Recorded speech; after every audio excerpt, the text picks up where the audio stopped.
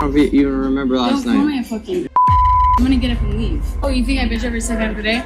Well, why don't we share what you did last night so that they can understand why today I was not happy shut the and I fuck up. wanted to go home. Let's share. I don't give a fuck. You wanna share with them? Because I don't look at money and shit like that. Of course, I'll cheers.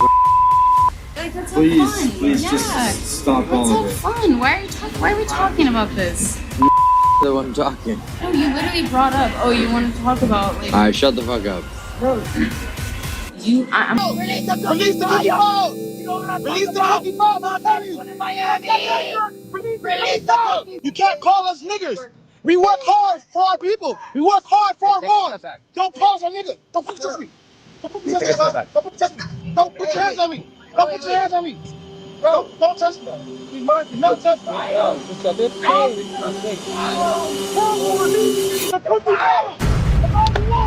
Release the fucking cookie bottle! All you want!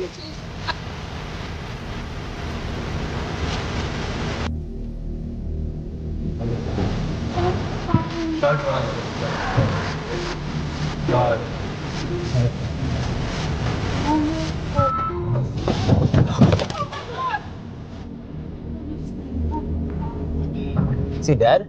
I spread some info about bone smashing. I don't know if I heard you correctly, bro. You say bone smashing? Yeah, bone smashing. Okay, so just explain to me the idea behind it. So bone smashing is, according to Wolf's Law, how like when you cause micro trauma to a bone, it'll actually grow back stronger and bigger. So you've never heard of that? Well, first off, the fractures that you're causing on your face, I think the majority of it is just inflammation. And apart from that, I would say the growth is irregular, and there's no way to actually go about it in a very symmetrical manner. Do you agree? Or? Well, you're already asymmetrical in the first place, so you're just causing new growth. So either way, it'll work. Hey guys, welcome back to the channel. I know it's been a while since my last post. I want to talk about a situation that's been blowing up online. The recent clavicular incident. And before we get into the scandal itself, I think it's only fair that we talk about who Clavvicular actually is, how he came up in the streaming space, and why a lot of people may not even be familiar with him. I'm a bitch ass nigga then, because I'm not trying to do that right now. What's the main reason why you started to bodybuild? Because I was a Terra incel fat.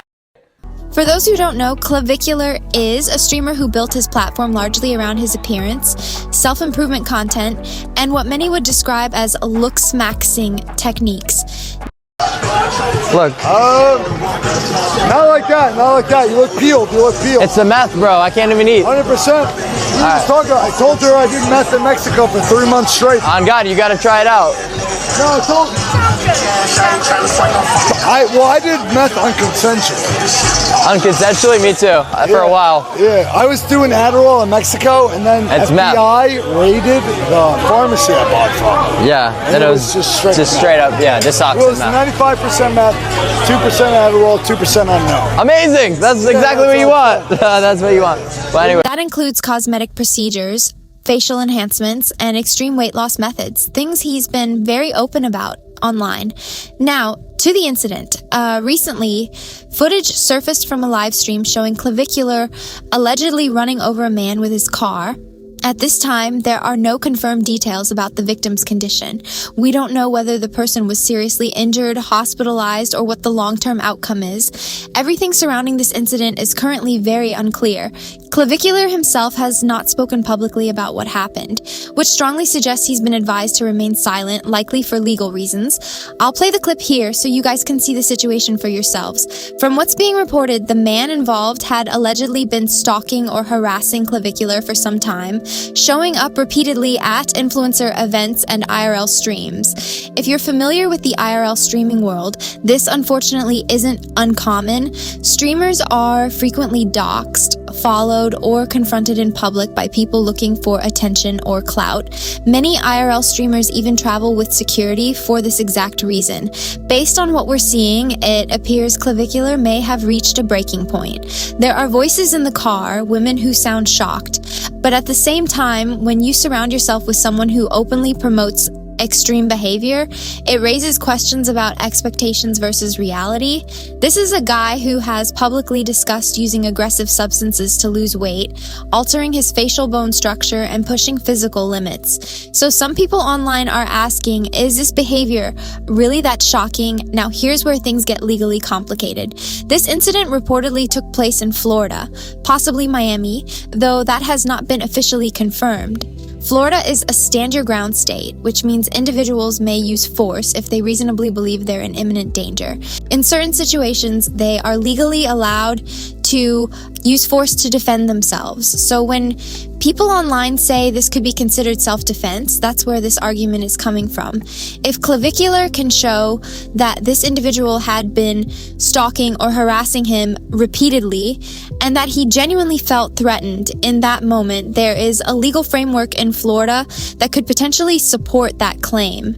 However, and this is a huge however, from that perspective, some people argue this could be framed as self-defense, especially if prior harassment or stalking can be proven. Others, however, believe this crossed a serious line and are calling it attempted murder, or worse. Where it gets even more concerning is a statement Clavvicular allegedly made after the incident, where he appeared to say something along the lines of, "I hope he's dead." You'll hear it in the clip. Release the Release the Release them! You can't call us niggers. We work hard for our people. We work hard for our boys. Don't pause on nigga. Don't put your me. Don't put your hands on me. Don't put your hands on me. Don't put your hands on me. Bro, don't touch me. No touch me.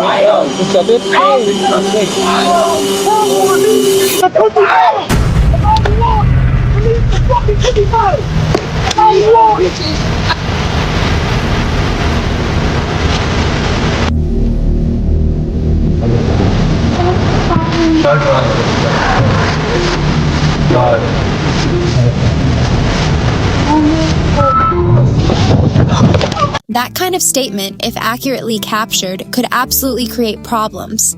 It introduces questions about intent and whether emotions crossed into recklessness. While the act itself may not have been premeditated, words spoken afterward can still be used to shape a legal narrative. So this is where I'm torn. On one hand, if someone truly felt threatened, especially after repeated harassment, there may be a legal argument for self-defense. On the other hand, running someone over with a car is an extreme response, and statements made afterward don't help his case at all. Right now, public opinion seems split down the middle. I'm seeing about 50-50. Some people defending him, others saying this went way too far.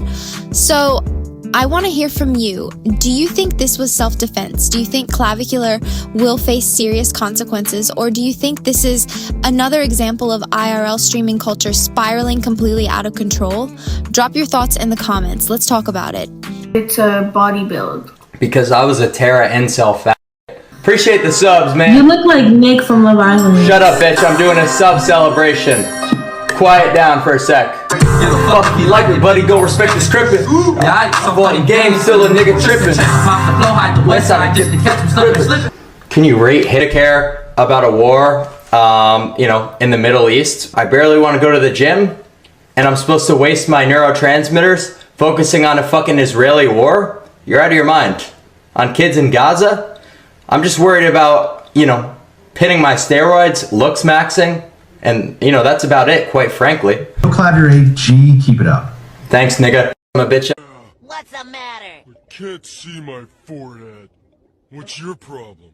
I want you to fuck me, Patrick. What is the You're out of come. Well, anyway, remind me your name one more time, honey? Bella. Bella. Yeah. We'll have to do something after the party. I like you. What's your name? You didn't even tell me your name. My name is Clav.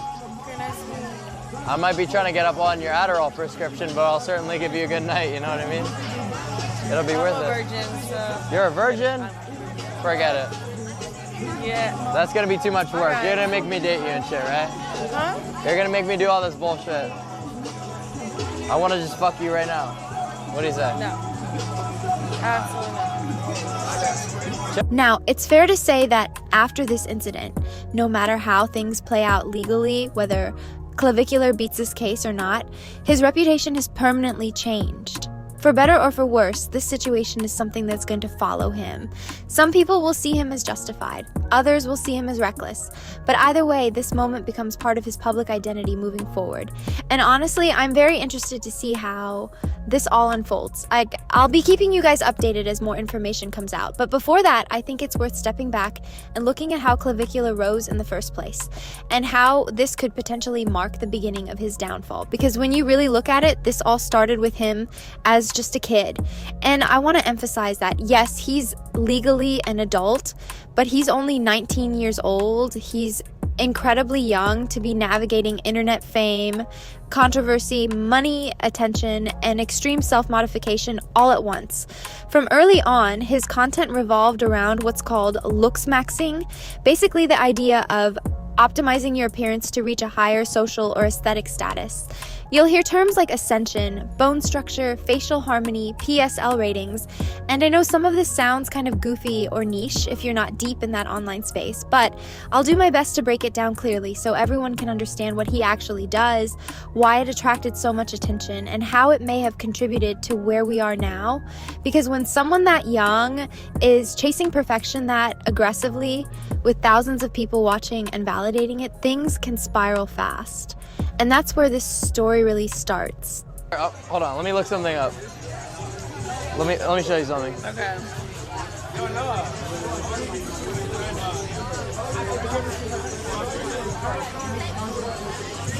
Yo, chat, I'm gonna show you something. Bro, here, wait, look. Bro, on God, she looks like Snaggy Hose. On my life. That is crazy word. On my life, on my life, on my life. Chat, yes or no? Yes or no? Yes or no? Who is it? I don't even know what what is it? I'm not sure. It doesn't matter. You're not gonna show me? He's not gonna show me? Bro, on my life. On my life. That's crazy. Alright, Oh, well, you think that's I'm gonna have to come up to you later. What's your name? May. May, I'll catch you later. We'll get into it. We gotta finish the stream first.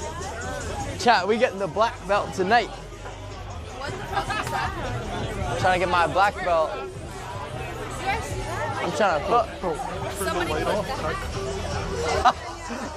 Trending right now, this clavicular guy would be the perfect time to just touch base on everything I've heard about this guy so far, and the opinion I've gotten on this guy. It's pretty interesting how I even came across this guy, because before I even knew who he was, I was just talking to my husband about how everything on social media these days went from being fun and funny, or tips and tricks, or how to do this, or how to achieve that goal, to all of a sudden being like just a vanity show. Everything is so vain now, and it all has to do with how you look. And these new generations have all these crazy trim trends like mogging and stuff, and I didn't even understand what any of that meant before I started this video, so I had to research a lot of it. But a lot of it is rooted in the concept of self, and not necessarily in the concept of becoming a better person or bettering your soul anymore. Even if it does have to do with improving your looks, it's no longer rooted in health or well-being as a person. Now it's about vanity, being the best, and putting everyone else beneath you. It's very rooted in this almost evil vibe to it, even though it's not obviously evil. Just to be clear, obviously this clavicular guy isn't necessarily directly harming anyone, but it almost feels like this trend, what he's doing and what he's exposing the younger generation to. As much as people would like to argue that there are benefits, I would argue that there are a lot of downsides. So let's start off with a basic introduction of who this guy is. This video might be a little bit longer, but I'll try to keep it straight to the point. So this guy, his name is Clavvicular, and basically he's part of this side of TikTok or social media, or just this side of society, I guess, that believes in looks maxing. I think they relate it to the black pill. I'm pretty sure we're all familiar with what the red pill is. Red pill guys believe in alpha and beta dynamics, hooking up with as many girls as possible, and being the so-called alphas of society. We've roasted the red pill quite a few times, and just to clarify going into this, it's not that I necessarily have anything against looks maxing, becoming a better version of yourself, or even traditional family values. But it gets to a point where it becomes ridiculous. When I think of looks maxing, I think of eating healthy, going on a diet, losing weight, fixing posture, getting better skincare, clearing up acne, things like that. I can get behind that, Most people would be totally down with losing weight if they're overweight, gaining muscle if they need it, or even gaining weight if they're too skinny. I'm perfectly fine with people wanting to become healthy and become a better version of themselves. A lot of times we're so busy with day-to-day life that we don't even reach our full potential. So if you want to go on a diet or gain muscle, I'm all for it.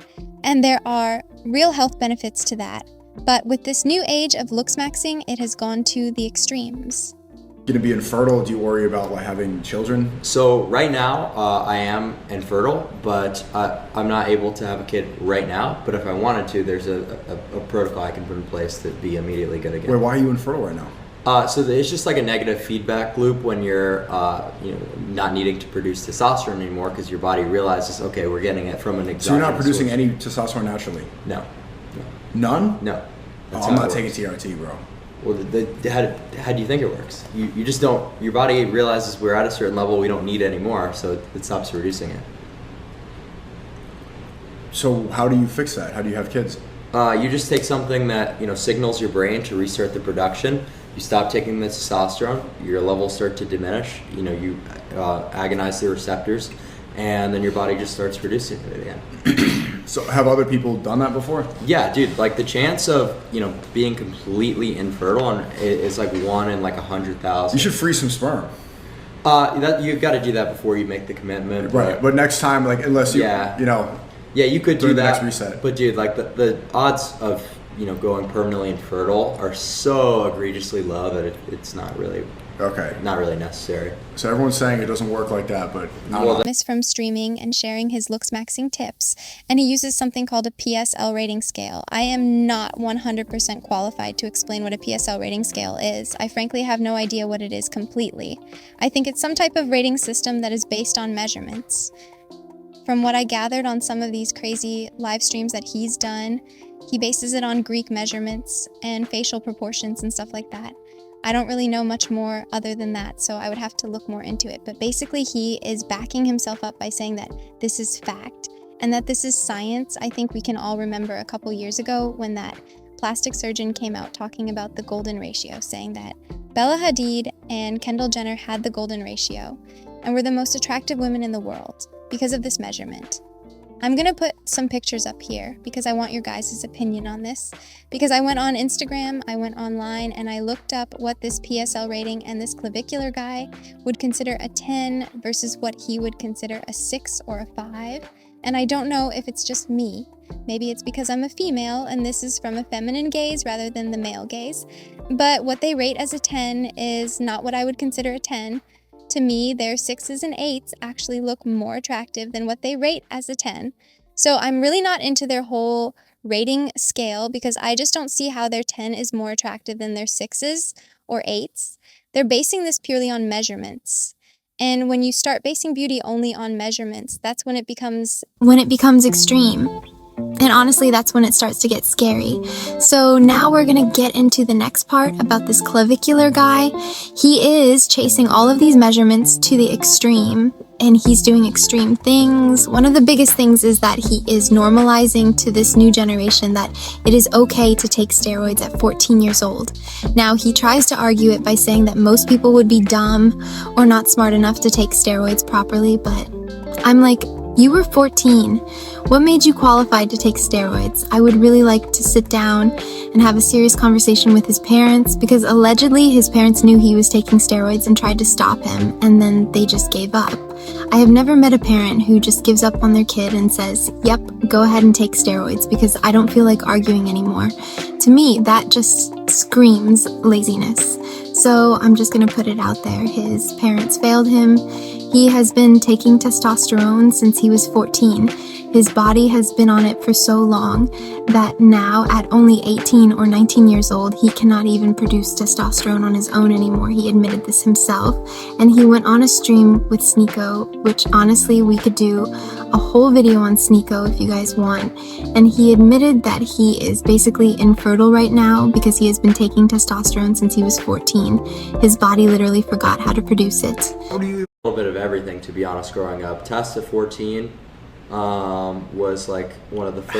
How do you even get testosterone at 14? I just ordered it on the internet.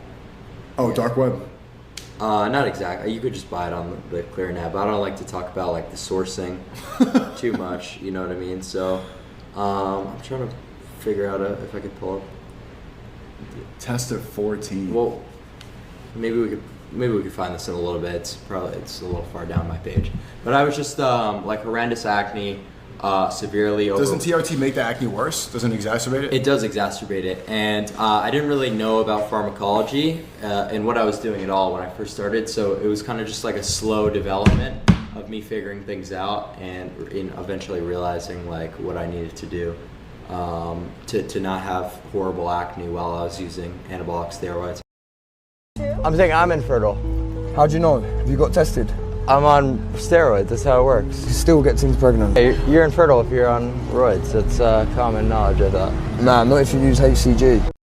I'm saying kind of whatever is right. And you necessary. said actually that you started steroids at 14 years old, right? Correct, yeah. You think your parents made the right decision allowing you to take steroids at 14 years old? Well, they didn't really allow me to do anything. I was just going to do it one way or another, you know? Oh, so you would have taken steroids regardless of if they allowed you to do it? Well, they definitely didn't allow me. Oh, they didn't? No. So you like how are you getting steroids then at 14? Well, so there's this thing called general delivery at the post office where you can have them hold it there. I'd usually just go pick it up. And you were just able to order this online? Correct. Wow, is this something you recommend for other 14-year-olds to do? No. So there's a lot. Because most parents are unreasonably like, hey, I don't want my 14-year-old son on steroids. It's like, how do we change their minds? Unreasonably. No, I'd say that's extremely reasonable. The thing is, yeah, that's very reasonable. Most, plastic. People are asking, are you going to be infertile? Do you worry about like having children? So right now, I am infertile, but I'm not able to have a kid right now. But if I wanted to, there's a protocol I can put in place to be immediately good again. Wait, why are you infertile right now? So it's just like a negative feedback loop when you're not needing to produce testosterone anymore because your body realizes, okay, we're getting it from an exogenous So you're not producing source. any testosterone naturally? No. None? No. Oh, I'm not taking TRT, bro. Well, how do you think it works? You just don't, your body realizes we're at a certain level we don't need anymore, so it stops producing it. So how do you fix that? How do you have kids? You just take something that signals your brain to restart the production. You stop taking the testosterone, your levels start to diminish. You agonize the receptors, and then your body just starts producing it again.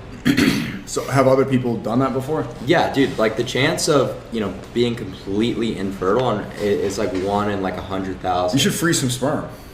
You've got to do that before you make the commitment. Right, but next time, like unless you Yeah, you could do that. The next reset. But dude, like the odds of going permanently infertile are so egregiously low that it's not really necessary. So everyone's saying it doesn't work like that, but they're not. They don't know. They're not well versed in pharmacology. Okay. Wait. I'm serious. Do you not look natural? Like natural in what regard? Your chest, like your My chest physique? muscles. Yeah. Well, I don't. That's kind of Wait, why are you smiling about it? dickhead. I guess I got some work to do. I gotta. Honestly, like you look natty. No. Well, right now I'm infertile. Oh, what? That's a perk of steroids? Yeah, it's a perk. Yeah. Dude, what the hell? So should I get on them? Yeah, I think so. Are you on testosterone? Yeah, I'm on testosterone replacement therapy. Aren't you 19? 20. You're 20. Just turned 20. Don't you think it's too young to do that? Why? So, I mean, I always hear this argument as well. People will say, oh, well, you're only 20 years old. You haven't even reached your peak serum testosterone levels. But it's like, why should I have to wait until I'm 30 to start placing myself at levels that previous generations have had? It doesn't make any sense.